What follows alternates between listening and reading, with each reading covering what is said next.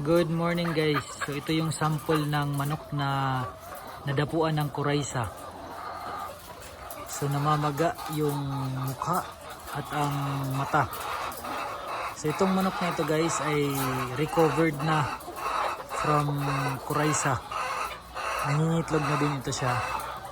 So during sa pagpapalaki sa kanya ay parang hindi ito na vaksina ng kuraysa kasi nakatakas, kaya nilagay sa isang cage. So very important guys na lahat ng flocks during grow out season or grow out period ay mag-undergo ng kuraysa vaccination. So since hindi nga ito nag-undergo ng kuraysa, ay yung ginawa na lang namin ay in-antibiotics treatment na lang namin ito before na mangitlog.